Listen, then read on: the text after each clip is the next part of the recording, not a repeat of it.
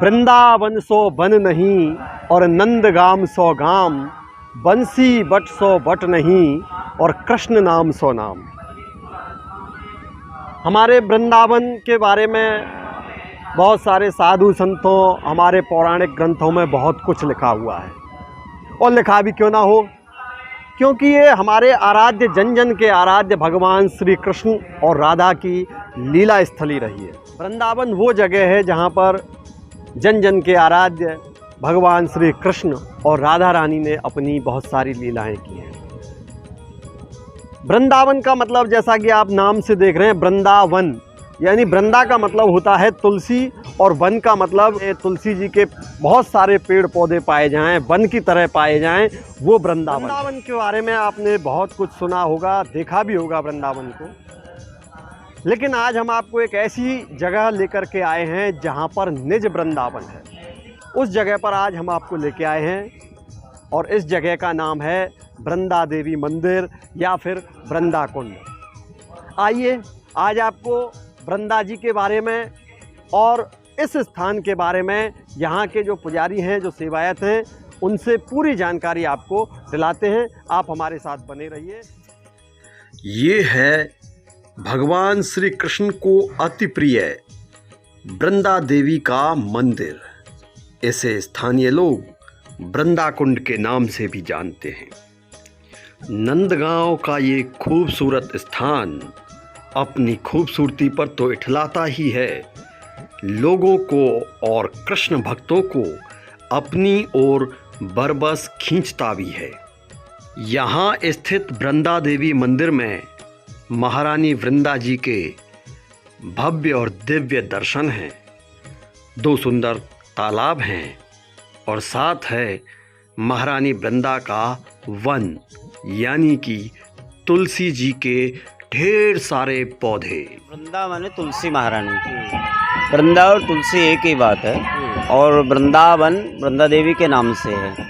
यद्यपि जहाँ तक यहाँ स्थान का इसका वर्णन किया जाए तो जैसे राधा रानी का निवास स्थल बरसाना है और हमारे श्याम सुंदर नंदगांव विराजते हैं, उसी तरह से तुलसी महारानी वृंदा देवी वृंदा कुंड में विराजती हैं। ये उनका प्रॉपर निवास स्थल है। यद्यपि ब्रज वृंदावन धाम में 2 जगह श्री तुलसी महारानी प्रत्यक्ष रूप से रहती है। प्रथम तो वृंदा कुंड, दूसरे काम्यवन में विग्रह के स्वरूप में।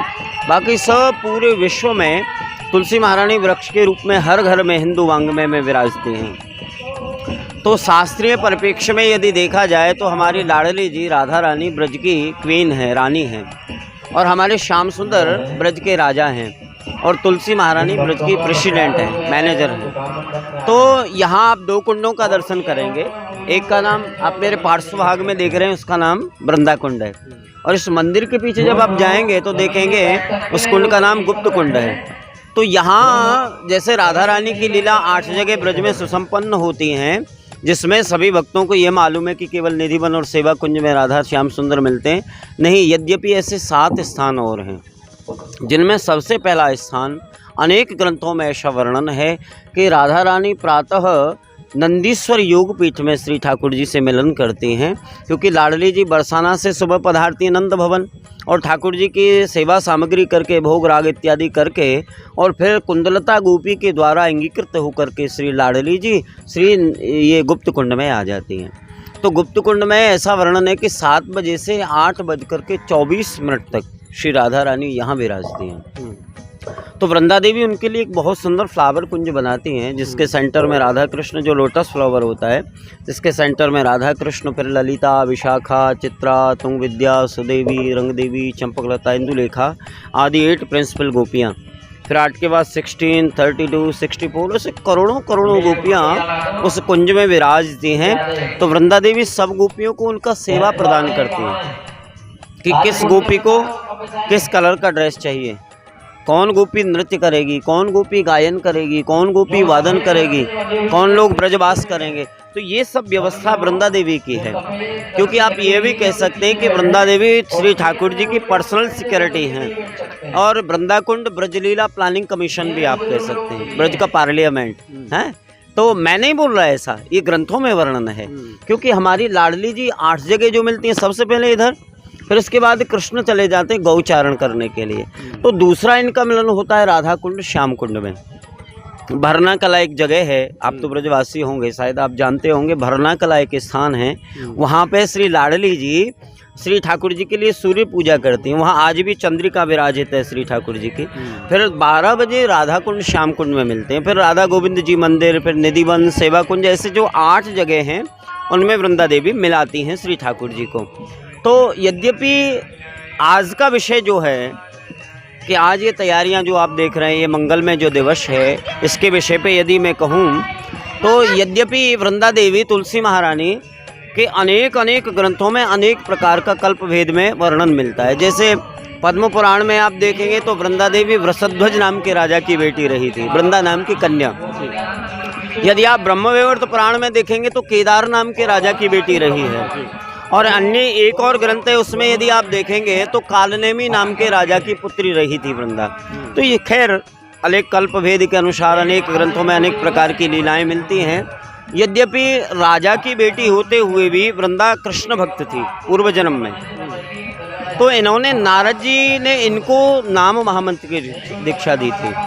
तो नारद जो है वो त्रिकालदर्शी संत हैं और भगवत स्वरूप ही हैं साक्षात।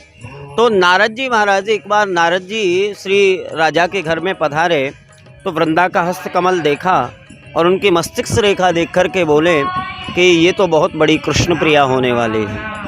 तो उनको नाम महामंत्र की दीक्षा दे दी।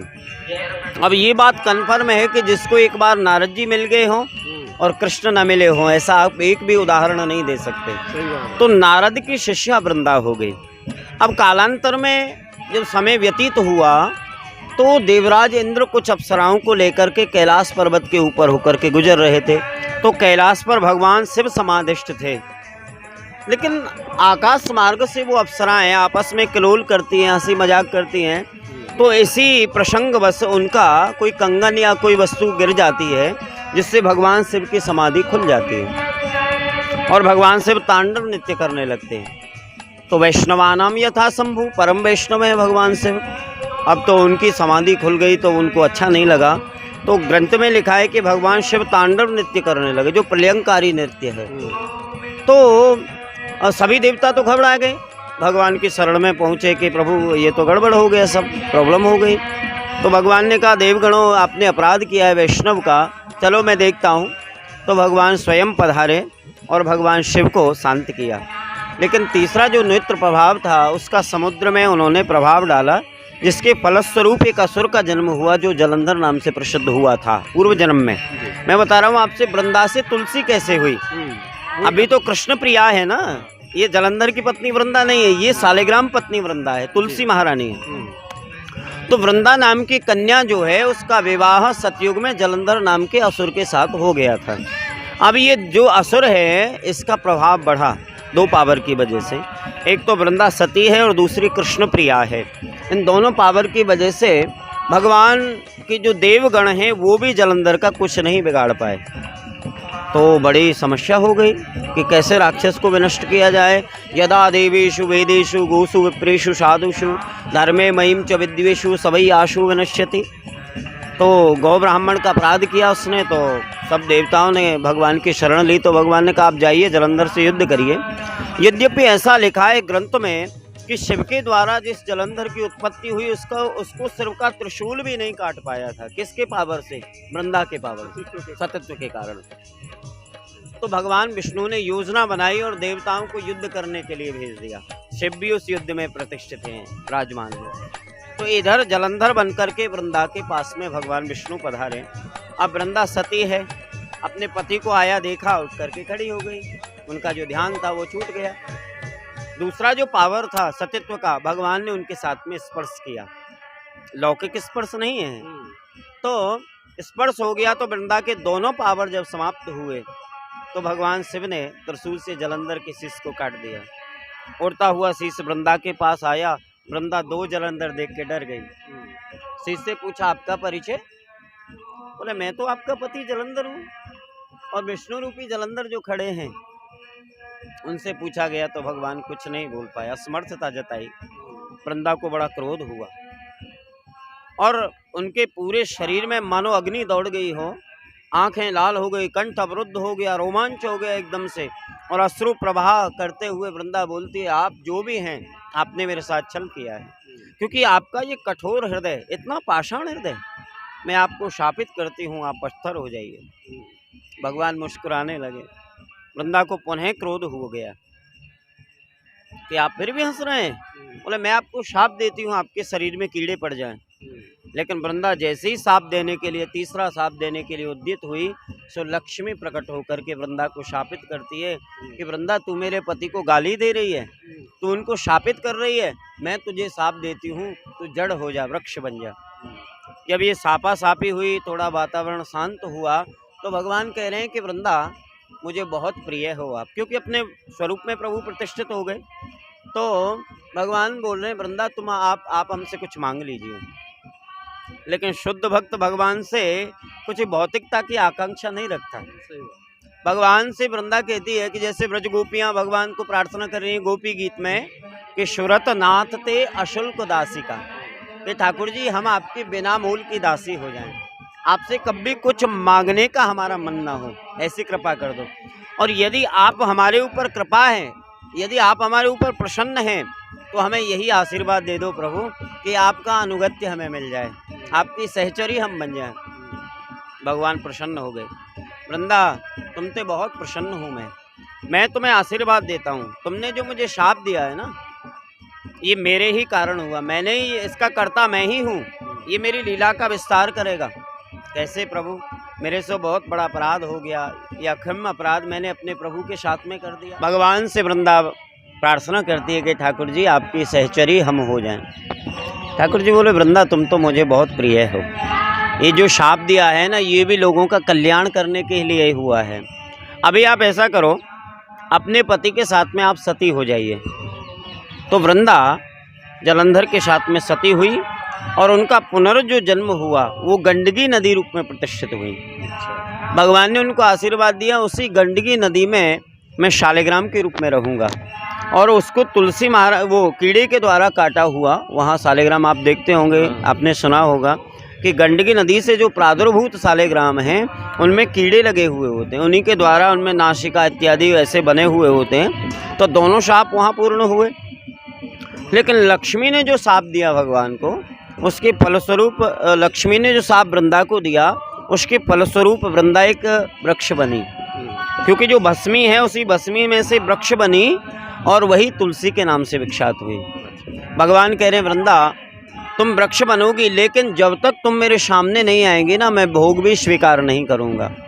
तो इसीलिए वृंदा जब तुलसी बन गई तो नमो नमो वृंदा महारानी, नमो नमो हरि की पटरानी, 56 भोग 36 व्यंजन, बिन तुलसी प्रभु एक न माने। श्री ठाकुर जी के चरण कमल में तुलसी महारानी को प्रतिष्ठित किया जाता है, उनके भोग में तुलसी अर्पित की जाती है।